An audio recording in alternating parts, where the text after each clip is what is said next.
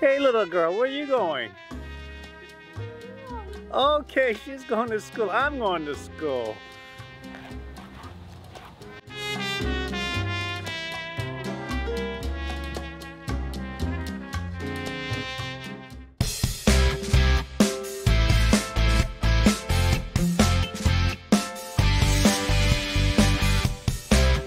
Good morning from Tales of Tera. Another day, another adventure. She's too busy eating breakfast.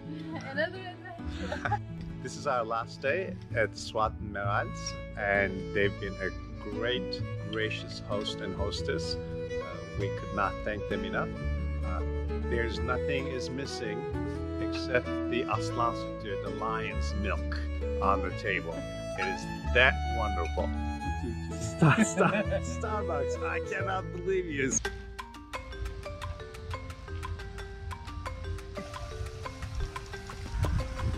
This was tight, but easy coming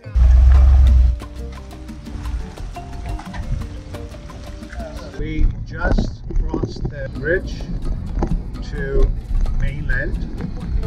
We are going through the bowels of New York, but soon it will clear up and we will be on I-95 going north. We have about 3 hours and 18 minutes ETA. And that's about 168 miles.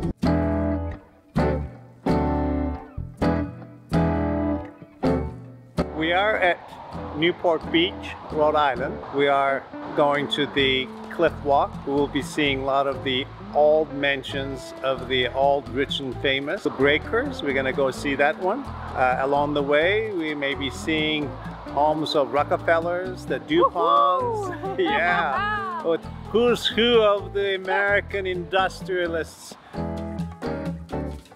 Right behind me, you see the coastline. If you were here about a couple hours ago, the high tide, the water would have been all the way up to the wall, and now it's going out. We may be able to go out, collect some shrimp.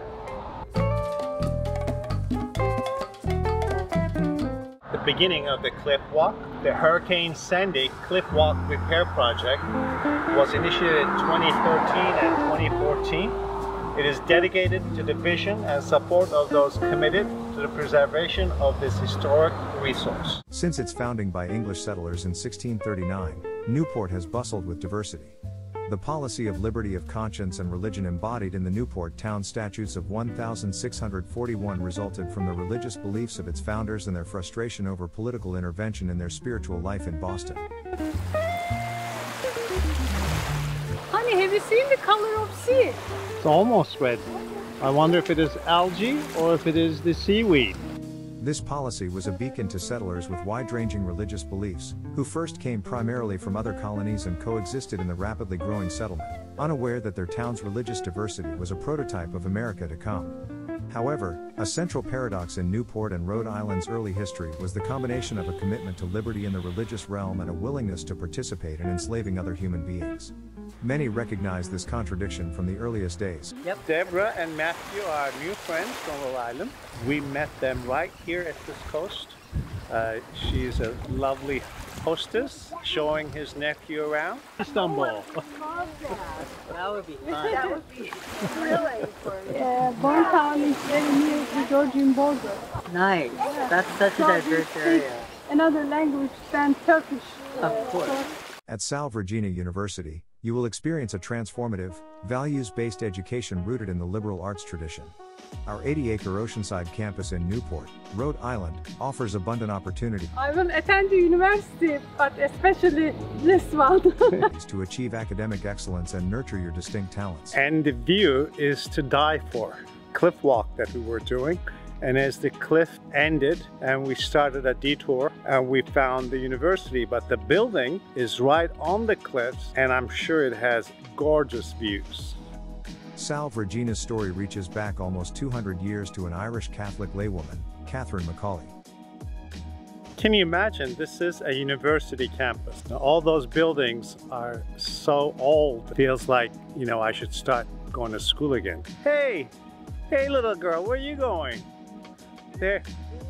Okay, she's going to school. I'm going to school. Deeply aware of the pressing social, economic, and religious challenges facing her community, Macaulay used her unexpected inheritance to build a house of mercy in Dublin. We're at the Breakers. It's one of the most prestigious old homes and mansions that along this coast.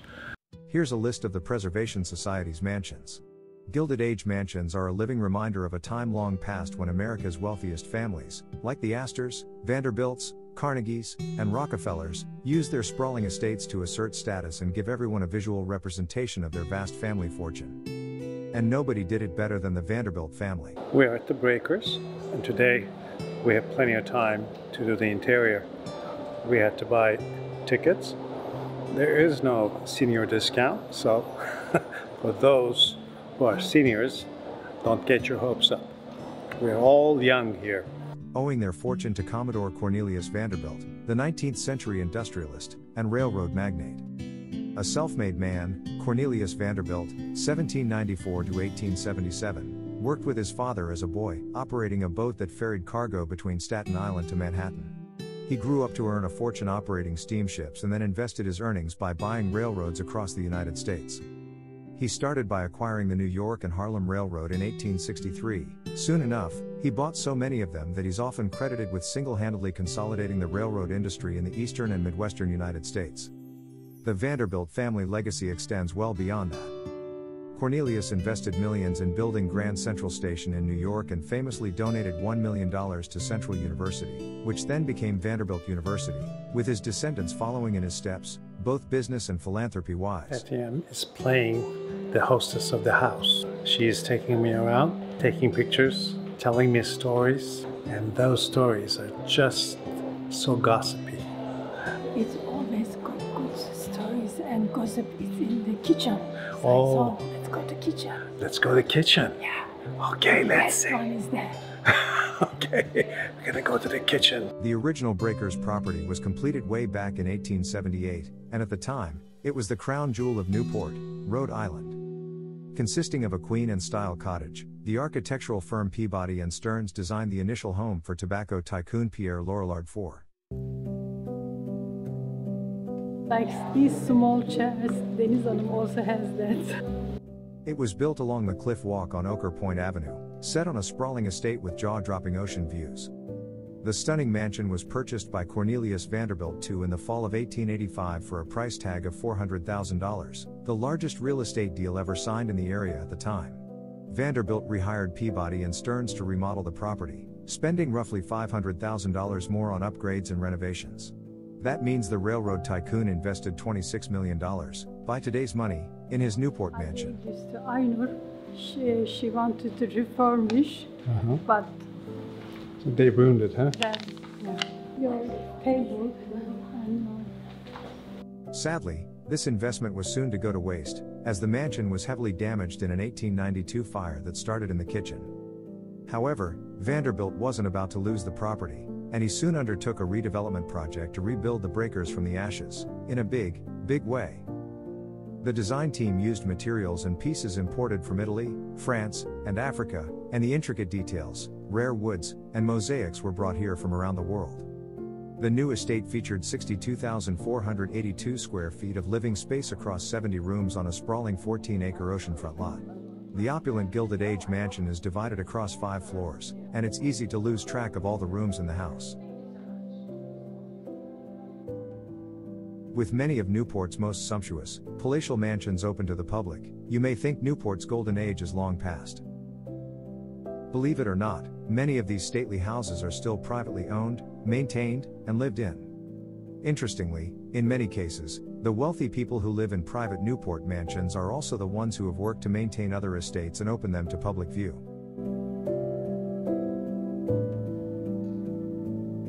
Through the efforts of the Preservation Society of Newport County, to which many of the mansion owners belong, the marvelous houses we can tour today were preserved. To think that the Elms, perhaps the most graceful and charming of all the mansions, was to be torn down to make way for a housing development before the Preservation Society bought it is astounding. However, not all the mansions open to the public are owned by the Preservation Society. Several notable houses, such as Rough Point, are privately maintained and open to visitors. hot again. Cold again, hot again, huh? Hot again, hot again.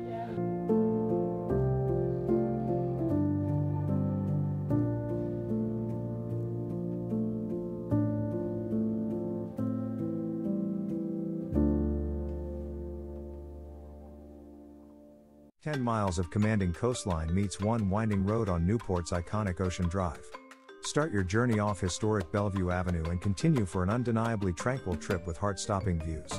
You'll pass by Gilded Age Mansions, Hammersmith Farm, where Jackie Kennedy grew up, Brenton Point State Park, Fort Adams State Park, and Gooseberry Beach, a favorite summertime spot. By the time the first Rolls-Royces were made, the Ocean Drive segment was a perfect roadway for the wealthy summer crowd to best enjoy the cool onshore breeze while visiting their many friends. At one point, an exclusive list, the Top 400, was maintained to define the right members of this well-connected community. Today, Newport's 10-mile drive combines the history of a wealthy summer community with a fabulous Newport recreational treasure of public parks and miles of public access shoreline to rank as one of the most popular drives in the country.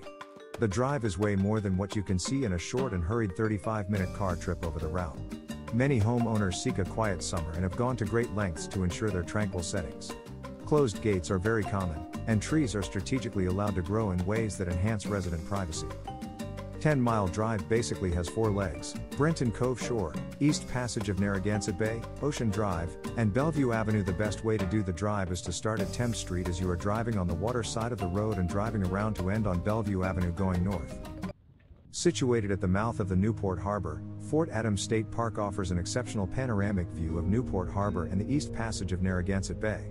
The park offers many activities, including saltwater bathing, fishing, boating, soccer, rugby, and picnicking.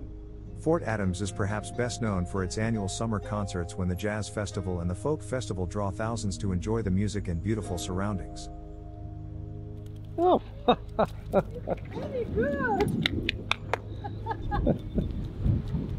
Wow.